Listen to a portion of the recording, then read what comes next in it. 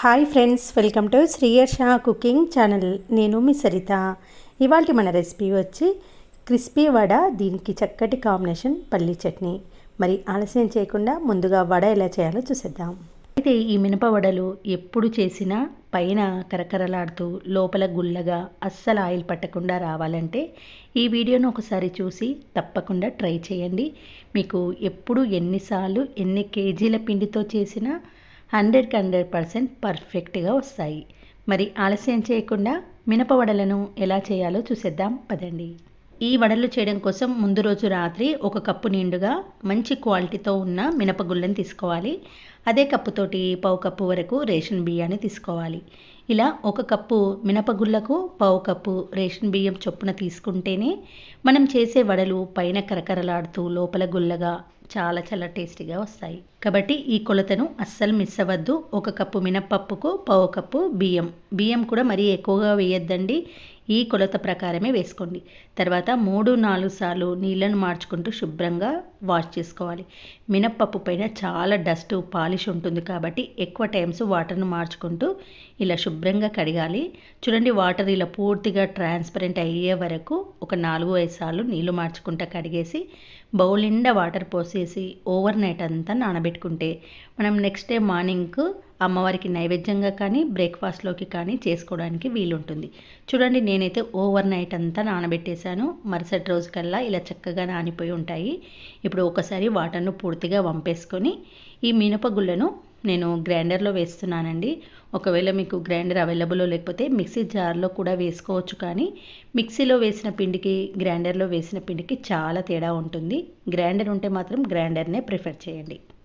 ఈ వడపిండిలో మరీ వాటర్ ఎక్కువగా కాకుండా కొన్ని వేస్తూ ఈ కన్సిస్టెన్సీలో పిండిని మెత్తగా సాఫ్ట్గా రుబ్బుకోవాలి.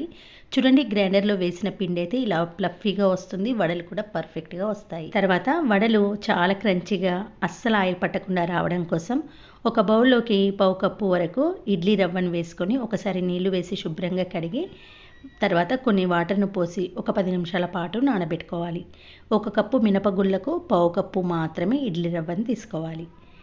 10 నిమిషాలు నానిన తర్వాత ఇడ్లీ రవ్వలను ఇలా స్క్వీజ్ చేస్తూ వాటర్ పూర్తిగా పిండేసుకుంటూ ఇడ్లీ రవ్వను మాత్రమే మనం గ్రైండ్ చేసుకున్న మినప్పిండిలో వేసి చక్కగా ఇడ్లీ రవ్వ మినప్పిండి కలిసేలా కలిపేయండి. అయితే ఇక్కడ ఈ మినప్పిండి నుంచి నేను కొంచెం మినప్పిండిని మరొక బౌల్లోకి తీసుకుంటున్నాను.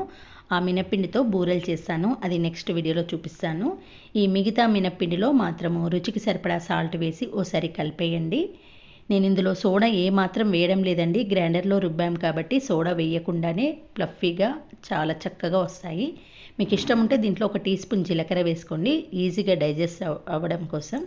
తర్వాత ఇలా స్టెయినర్ సహాయంతో మీరు వడపోసే స్టెయినర్ సహాయంతో వడలు వేసుకుంటే రౌండ్గా పర్ఫెక్ట్ షేప్లో వస్తాయి. స్టెయినర్కు పైన కొంచెం ఆయిల్ అప్లై చేసుకొని ఇలా వీడియోలో చూపిస్తున్నట్టు వేసేసుకోండి. వేడి నూనెలో వేసుకుంటూ డీప్ ఫ్రై చేయాలి. అయితే ఒక్కొక్క వడ వేసిన తర్వాత స్టెయినర్ను పైన క్లీన్ చేసుకొని కొంచెం వాటర్ను అప్లై చేసుకుంటూ మిగతా వడను వేసుకున్నారంటే ఆయిల్లో ఈజీగా పడిపోతుంది. ఈ చిన్న టిప్ యూజ్ చేయండి, వడలు రౌండ్గా పర్ఫెక్ట్ షేప్లో వస్తాయి. వడలు వేసిన తర్వాత అవి పైకి పొంగిన తర్వాతనే మరొక వైపు టర్న్ చేయాలి. ఇలా మంచి కలర్లోకి వచ్చిన తర్వాత ఆయిల్ నుంచి తీసేసేయాలి. ఈ వడలను మీడియం ఫ్లేమ్లో పెట్టుకొని డీప్ ఫ్రై చేస్తే ఇలా అస్సలు ఆయిల్ పట్టకుండా క్రంచీగా పర్ఫెక్ట్గా వస్తాయి. చూసారు కదండి, ఎంతో క్రిస్పీగా లోపల గుల్లగా ఉండే మినప వడలు రెడీ అయిపోయాయి. ఈ వడలు బ్రేక్ఫాస్ట్లో కూడా ఈ మినప వడలను ఈ టిప్స్తో ట్రై చేయండి. పైన కరకరలాడుతూ చూడండి, లోపల అస్సలు పిండి ముద్ద లేకుండా ఇలా గుల్లగా వస్తాయి. నేను చెప్పే ఈ చిన్న టిప్స్ మెజర్మెంట్స్ కరెక్ట్గా ఫాలో చేయండి. మీకు మినప వడలు ఎప్పుడు చేసినా హోటల్ మాదిరిగా అంతే క్రిస్పీగా అంతే టేస్టీగా అస్సలు ఆయిల్ పట్టకుండా వస్తాయి. మరి దీనికి చక్కటి కాంబినేషన్ పల్లీ చట్నీ. ఈ పల్లీ చట్నీ కూడా హోటల్ స్టైల్లో అచ్చం అదే టేస్ట్తో రావాలంటే నేను చెప్పే టిప్స్తో ట్రై చేయండి. ప్రతిసారి మీ ఇంట్లో వాళ్ళు ఇలాగే చేయమంటారు. మరి ఆలస్యం చేయకుండా కమ్మటి పల్లీ చట్నీని ఎలా చేయాలో చూసేద్దాం పదండి. పల్లీ చట్నీ కోసం స్టవ్ ఆన్ చేసి ప్యాన్లోకి 2 కప్పుల వరకు పల్లీలను వేసుకోండి. గ్రామ్ వైజ్గా నేను 1/2 kg అంటే 250 గ్రామ్స్ వరకు తీసుకుంటున్నాను. మంటను సిమ్లో పెట్టుకొని ఒక 1 మినిట్ పాటు వేయించుకోవాలి. పల్లీలు మరీ ఎక్కువగా వేగకముందే అంటే జస్ట్ 1 నిమిషం పాటు ఇలా కలుపుతూ వేయించుకున్న తర్వాతనే దీంట్లోకి 1 టీ స్పూన్ వరకు ఆయిల్ వేసుకోండి. తర్వాత 6 నుంచి 8 పచ్చిమిర్చిని కట్ చేసి వేసుకోండి. 7-8 వెల్లుల్లి రెబ్బలు, చిన్న ఉసిరికాయ అంత సైజులో ఒక 2-3 చింతపండు రేకులు ఇవన్నీ వేసుకున్న తర్వాత మంటను మీడియం ఫ్లేమ్కు టర్న్ చేసి ఇలా ఒక 2-3 మినిట్స్ పాటు పల్లీలను వేయించుకోవాలి. తర్వాత స్టవ్ ఆఫ్ చేసే ముందు 1/2 టీ స్పూన్ జీలకర్ర, కాడలతో సహా కొంచెమంత కొత్తిమీరను వేసి మంటను అలాగే ఉంచుకొని 1 నిమిషం పాటు ఫ్రై చేయండి. ఇలా కొత్తిమీర ఆకు కొంచెం మగ్గిన తర్వాత స్టవ్ ఆఫ్ చేసి పూర్తిగా చల్లారిన తర్వాత ఈ పల్లీలను మిక్సీ జార్లోకి వేసుకోండి. ఇప్పుడు దీంట్లోకి రుచికి సరిపడా సాల్ట్, 1 కప్పు వరకు వాటర్ని యాడ్ చేసుకొని ఇలా మెత్తగా గ్రైండ్ చేసుకోవాలి. పల్లీ చట్నీ కన్సిస్టెన్సీ అనేది ఇలా ఉంటే అన్ని రకాల టిఫిన్స్లోకి కాంబినేషన్ బాగుంటుంది. ఒకవేళ మీకు గట్టిగా కానీ పల్చగా కానీ ఇష్టం ఉంటే దానికి తగ్గట్టు వాటర్ని యాడ్ చేసుకొని గ్రైండ్ చేసుకోండి. ఈ గ్రైండ్ చేసిన పల్లీ చట్నీ మరొక బౌల్లోకి వేసుకొని తాలింపు పెట్టుకుందాము.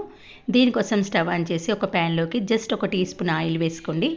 ఆయిల్ వేడెక్కిన తర్వాత 1/4 టీ స్పూన్ ఆవాలు, 1/4 టీ స్పూన్ జీలకర్ర, ఒక ఎండుమిర్చిని కట్ చేసి వేసుకోండి. కొన్ని కరివేపాకు రెమ్మలు వేసుకోండి.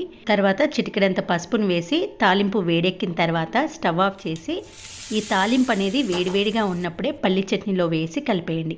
ఎప్పుడైనా చల్లారిన తాలింపులో పల్లీ చట్నీ చేయడం కన్నా ఇలా వేడివేడి తాలింపుతో పల్లీ చట్నీ చేస్తేనే దానికి అసలైన రుచి వస్తుంది. ఓసారి ఈ పద్ధతిలో పల్లీ చట్నీని ట్రై చేయండి. చాలా అంటే చాలా బాగుంటుంది. చేయడం కూడా చాలా తక్కువ టైంలో అయిపోతుంది కదండి. జస్ట్ 2-3 మినిట్స్లోనే ఎంతో టేస్టీగా పల్లీ చట్నీ ప్రిపేర్ చేసుకోవచ్చు. అంతేకాకుండా ఈ పల్లీ చట్నీ 1-2 రకాల టిఫిన్స్లోకి కాకుండా అన్ని రకాల టిఫిన్స్లోకి కూడా సూపర్ కాంబినేషన్తో ఉంటుంది.